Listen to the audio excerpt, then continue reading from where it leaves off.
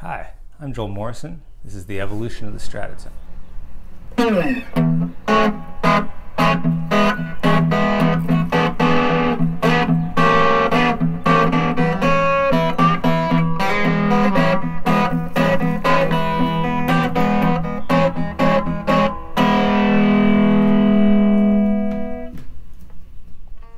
So this is my first model.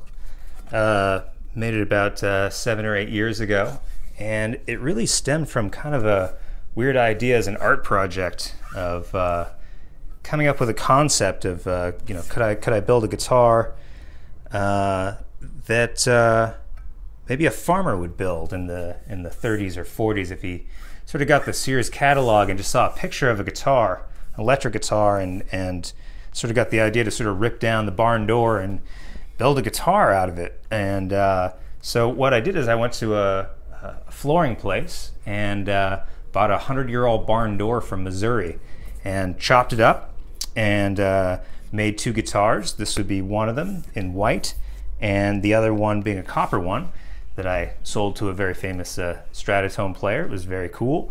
Anyway, so part of the concept too was what materials would he have around? What kind of things would be there? So this particular one's made out of Douglas fir, and I did this, I really like the way things degrade over time, and that was kind of part of the idea as well, is, you know, to build something that would sort of wear like a pair of jeans instead of relicing a guitar, just have it be something that sort of picked up your wear marks in maybe a couple years, rather than maybe 30 or 40 years of putting it in. So I came up with this idea of doing a milk paint finish. So no grain fill, nothing like that.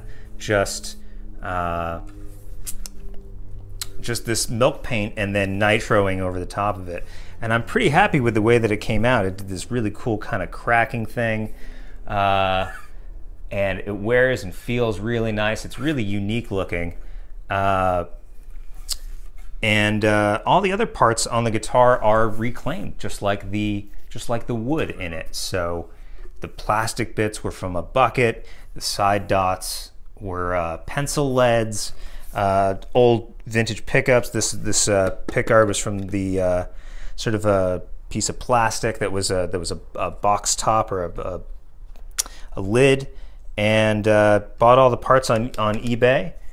And all the rest of the parts on eBay. So everything's, old screws, stuff like that. It's got a neck through design, which I really love because it really makes these sort of top notes sound very sort of thick and nice. And because of that, you don't need a truss rod, which is very, it's just a very stable neck, and the whole thing kind of vibrates as one piece. It's a very unique kind of sound from the 50s, which is when the original Stratotone sort of came out. So that's kind of number one, and kind of just stenciled on my name there. And I kept this one for myself, and I play this all the time. It's a great sounding guitar. Kind of did bigger roundovers on it than a normal Stratotone. Kind of changed the body shape just a little bit. What is this? This is an old DeArmond Lady Zippo pickup, just the one and a switch, volume tone, and that's it. Kind of sits nice, kind of balances, and just really a joy to play. And I love watching it kind of degrade over time and look like a really unique piece. And I get a lot of comments on this when I play it out. So this is the second iteration of the Stratotone. I made these about a year ago with my building partner Max, and changed a couple things about it. The barn door was a great idea, but decided I didn't really want to be cutting up a bunch of toxic or mold-infested wood for too long. It probably would be good for my health. So I moved on and chose some different materials. And so this one has a basswood neck through, basswood. And it's got really super lightweight alder body wings on the side of it. Made the body just a little bit thinner, a little bit, made that round over a little tighter. This one is just super light. This may be about 5.5 pounds or so, maybe even like a little bit less. This thing just absolutely weighs nothing. Did the same milk paint finish. The concept with this one was I wanted to do something that I really like those Fender custom shop looking guitars where it was a refin underneath. So and as you wore through the top coat, you could sort of see a different color underneath and sort of two different colors. So this one has a seafoam green underneath, and then you wear through this very sort of 50s silver, and you can see the two different colors peeking through. I've just been playing it probably just about enough to you can just barely start to see little bits poking through, but it's going to look really great when you see a big arm sort of wear away right here and see a bunch of seafoam green on the silver. So this is a Tesco pickup from the 70s. There's some other designs. Kind of changed the knobs a little bit. Went and bought regular sort of plastic bits. Kind of kept the same kind of shaped neck. Maybe kind of rounded it out a little bit more. Came up with an actual logo this time, and labeled some of these. This one is batch 1, number 1. So the other ones were prototypes. This was the first sort of run of guitars. Made a couple of different Stratotones. This one I've got hanging around. This particular one has I was messing around with a neck tilt. Usually a Stratotone would be straight through the body. This one's got a little bit of a tilt down, so I could bring that bridge up a little bit, which is kind of nice to get your fingers in there. Kind of a different sound. This one I really like, this just because it's just so super light. You know, it's such a small guitar. It's really easy to throw in the back of your car and or take on a plane with you, which I've done a couple different times. The Stratotone inlay dot. This one has abalone on the fretboard, and this just one pickup sounds really super nice. I really like these sort of old pickups, and as they sort of get older and turn a little more microphonic, they're a very open sound. The body is very active, which I think is a little bit of the sort of trade-off to get that sound. If you have sort of brand new humbuckers or brand new pickups that are potted really well, sometimes they're just kind of very sterile sounding. This is a very open voiced kind of sound. So this was the second iteration, and kind of getting closer to the final model all the time.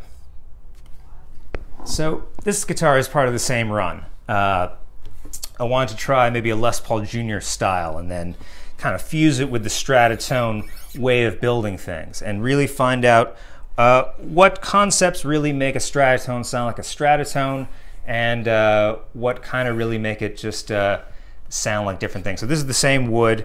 This is the same bass wood through the body, and then that super light alder on either side. This one is yellow milk paint, very sort of light color yellow underneath this sort of coppery gold, and then trying the pickup in the bridge position. This one is also very low ohmage like all the other ones, so you know it really has to push that preamp to get that sort of like really open voiced kind of sound.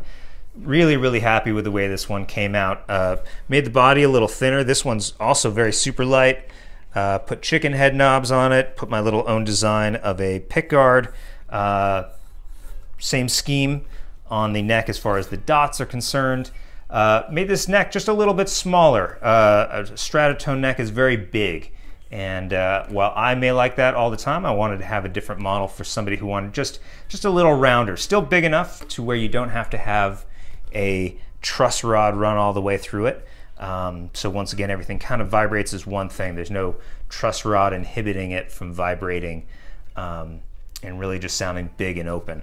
The other thing about this is when you build the neck, sort of copied a Stratotone, my 1956 Stratotone, and really looked at the neck and how am I going to get it to kind of bend and have the correct amount of relief, and they just really turn out really nice. They set up just beautifully, and that's the other thing I like about this guitar, because you know it's got this sort of acoustic style bridge and bridge saddle, and it You can't really mess around with the truss rod or anything like that. It kind of just picks it up, and you just kind of pick it up. It just kind of works. There's no mucking about with it. It just is a very sort of solid player. Gets a really amazing tone. And I took out the switch on the previous one and this one because I felt I didn't really need it. When the tone was all the way up and you kind of mess around with the switch, didn't get really much of a difference. But when you just have a one pickup guitar, this tone comes in really handy, especially at the sort of 3/4 halfway position.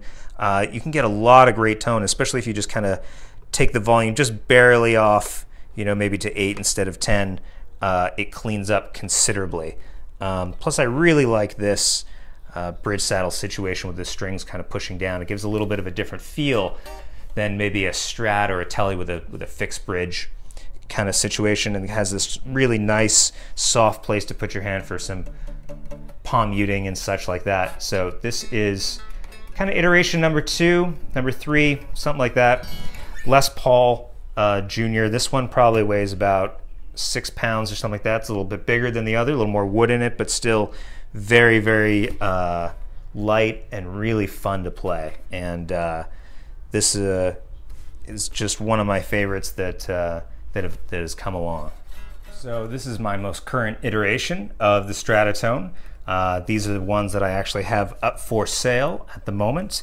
Really got the design of the body in exactly the way I want it with the roundovers. Talked to a bunch of people online about Stratotones, and a lot of people wanted a little bit more of a direct copy. So this one has a straight from the body neck. It's got the traditional wood, which is poplar in this case, and really got my neck kind of much beefier and kind of like all the way through. Really comfortable to play, really round. Different, kind of pick up different pickups off of eBay all the time. I have a certain thing that I'm looking for, and I bring them home and I test them and put them in different guitars. This one's pretty low ohmage. It's probably around a 5 or a 4.5 or something like that. Once again, has to drive that preamp really hard. This one, everything kind of comes together in a really nice little package. If you've been looking for a Stratotone, they're kind of getting up there in prices, and this is kind of a nice alternative. It's sort of a different deal though than buying a guitar off the shelf. CNC machines and all these different ways of producing guitars now, you can really find a pretty perfect looking, perfectly built guitar for really not too much money. So there's something about seeing a handmade sort of thing that I really like, that's undoubtedly handmade. So when you pick up one of these guitars, since I don't do the grain fill, and I kind of leave some of the little shop marks, I leave them sort of shop worn before I finish over them. And I just something I really love about seeing a little bit of the way that the guitar was made, that it's made by just one guy in a shop with a crazy idea of what he loves to build, as opposed to something that was sort of cut out on a CNC machine, something that was every scrap of wood that came in the shop they made a guitar out of. I'm very particular about sourcing the wood and making sure it sounds really good before I put it into a guitar. So it's kind of a unique little operation. There's a lot of little abnormalities, but plays straight, feels really good, but just kind of a different kind of quality than buying a guitar off the shelf. This one comes in sort of a 50s gold looking color that will wear quite nicely. So I have a bunch of these, and I also have some silver iterations. I have some copper iterations. But if you would like to order a guitar from me, you can choose what type of wood that you would like and what kind of construction. All that stuff is open. This round of guitars that I have for sale are all made out of poplar, all have the straight neck design, all have a slightly different pickup based on what I can find and what I think sounds good with each particular body. All the same stuff, really nice high-end tuners, bone nut, bone bridge saddle, I buy these trapeze tail pieces that are long, and then I bring them to a welder and he shortens them for me so they have kind of like that rustic look as well. So once again, just a really solid player, something really unique. I think I always get a lot of comments when I play them out, and that's kind of the end of it. That's where I'm at with the Stratotone. Really a guitar that I fell in love with since I bought one.